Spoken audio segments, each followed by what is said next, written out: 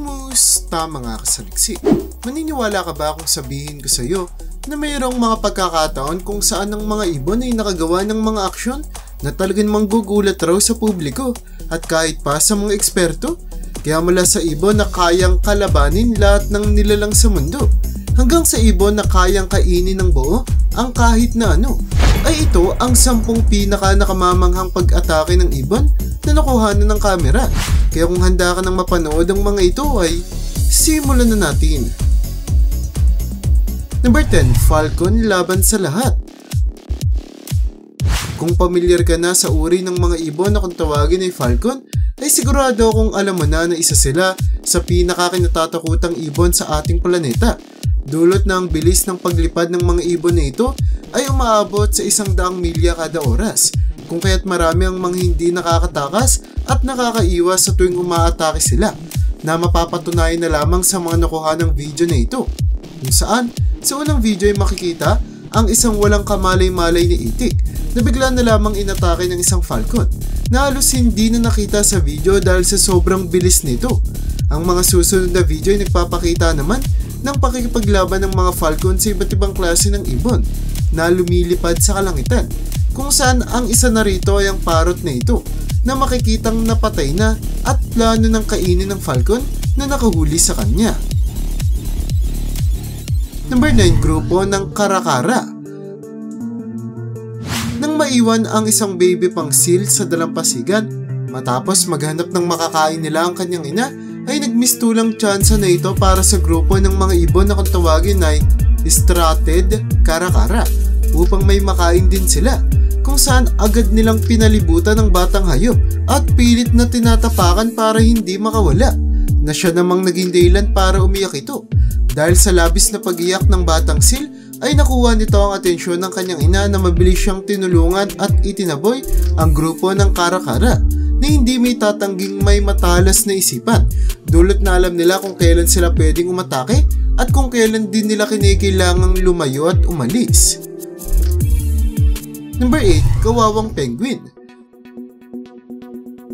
Habang payapang tumatambay ang mga penguin sa loob ng kanilang teritoryo, ay bigla na lamang itong pinasok ng isang giant petrel na hindi may tatangging higit na mas malaki ang sukat ng pangangatawan kumpara sa kanila, kung kaya't madali mong makikita na mayroon itong masamang binabalak sa mga penguin na mabilis na patunayan matapos hulihin nito ang isang batang penguin na makikitang pilit niyang pinapatay para maging kanyang pagkain, na mas lalo lamang napalala matapos siyang lapitan ng isa niya pang kasama na tila ba gusto ring makipag-away sa bata.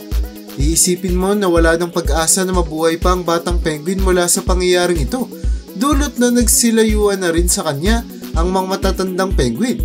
Pero bago pa siya tuluyang mapatay ng 2 giant petrel, ay makikita mo na mabilis na sinugod ng kanyang tatay ang 2 higanting ibon na ito, na kahit pa mas malaki ang sukat kumpara sa kanya, ay agad niyang nilaban at binunggo para mabigyan ng tsansa na makatakas ang kanyang anak. Nakalaunay na nagiging dahilan para makatakbo ito papalayo sa mga ibon na gustong pumatay rito.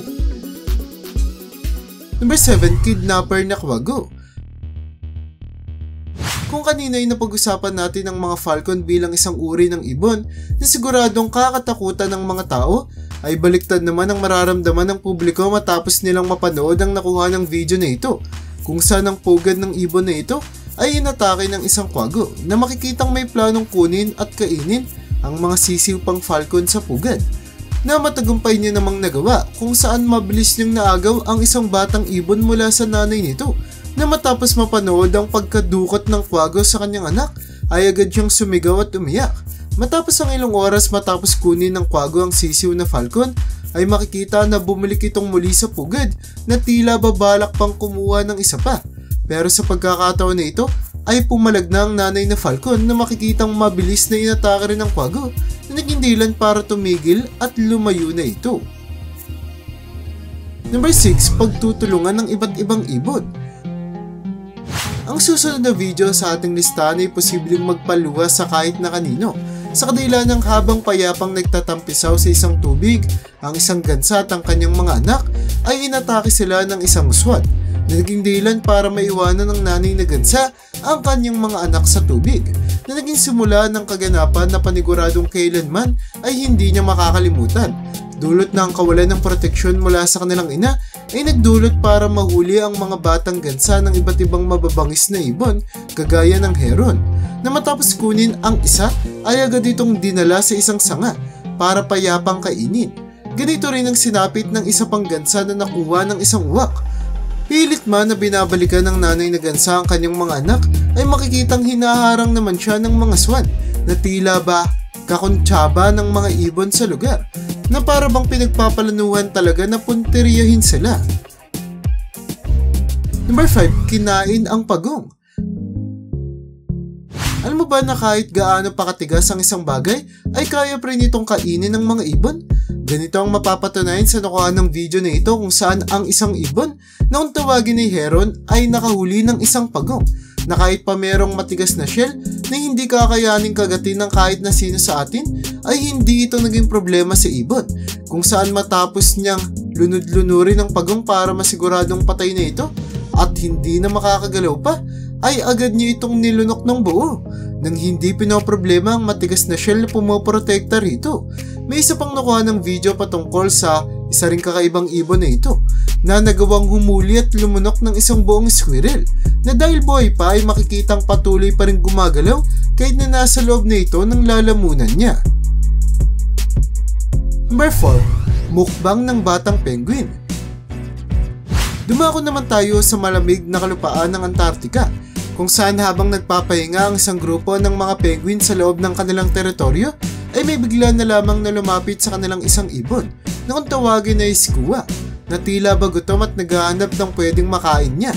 Ang susunod na pangyayari ay sigurado akong magiging dahilan para magulat ka sa angking katalinuhan ng ibon na ito at maaawa ka sa sinapit ng kanyang mga naging biktima, sa kadila ng biglang nilapitan ng skua ang isang nanay na penguin na tila ba pinlano niya ng galitin, na nagdulot para tumayo ito at lisanin ang kanyang pwesto, na naging dahilan para madali lamang nakuha ng skua ang kanyang dalawang anak, na agad nitong dinala sa isang gilid para isa-isang kainin ng buo at buhay pa, na matapos niyang gawin ay agad din naman siyang umalis sa lugar.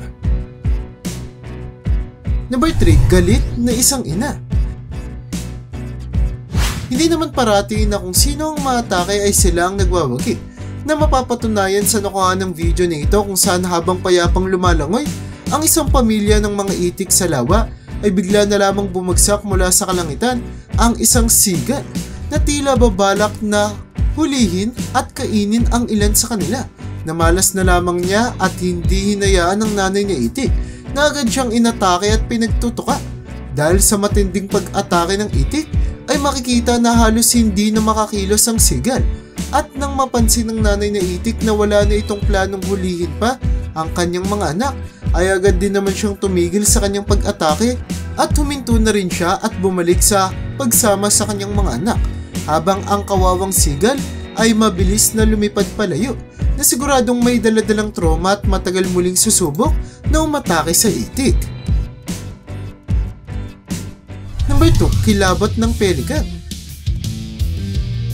Kung kanina ay napag-usapan natin ang uri ng ibon na kung tawagin ni heron na kayang kainin ng buo ang kanyang mga nahuli, ay makikita na ganito rin ang kapabilidad ng mga pelicans, na dahil kilala sa pagkakaroon ng pinakamalaking tuka sa lahat ng ibon sa ating planeta, ay hindi may tatangging mas malaki rin ang mga hayop na kaya nilang ipasok sa kanilang bunganga at lunukin ng buo at buhay pa, na talaga namang may papakita sa videong ito, kung saan bago pa man mamalayan ng isang kalapati na nasa peligro na pala siya, ay nasa loob na siya ng lalamunan ng pelikan.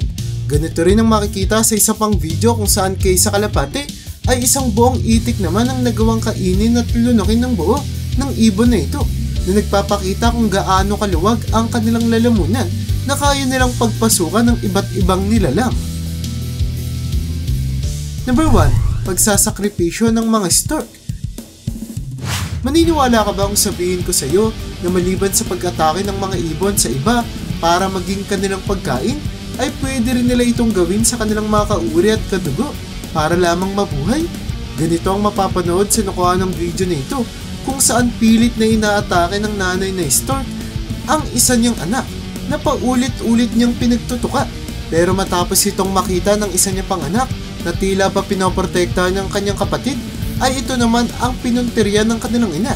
Matapos mapatigil sa pagkilos ang nagrereklamong anak, ay mapapanood na bumalik din sa una nitong anak na tinatarget ang nanay niya Ibon.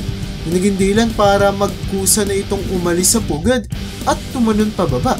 Ay sa mga eksperto ay ang mga ganitong klase ng aksyon ay madalas daw na ginagawa ng mga ibon sa kanilang mga anak na may sakit o pag wala na silang masyadong mahuling pagkain.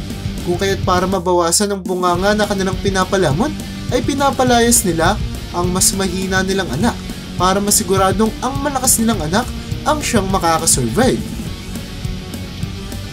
At yan ang bumubuo para sa listahan natin sa video na ito. Talaga namang hindi na natin may tatanggi pa na ang mga ibon ang isa sa pinakamautak na nilalang sa mundo, kung saan kaya nilang mag-isip at umintindi na importante para makasurvive sila sa ating planeta na napupuno ng mga nilalang, kagaya ng kanilang mga kapwa ibon na pwedeng umatake at kumain din sa kanila. Kaya para sa'yo, nakakita ka na ba ng ibon na nagawang kumain ng kanyang kapwa ring ibon? I-comment mo naman yan sa baba. At hanggang dito na lang muna ang aking bahagi.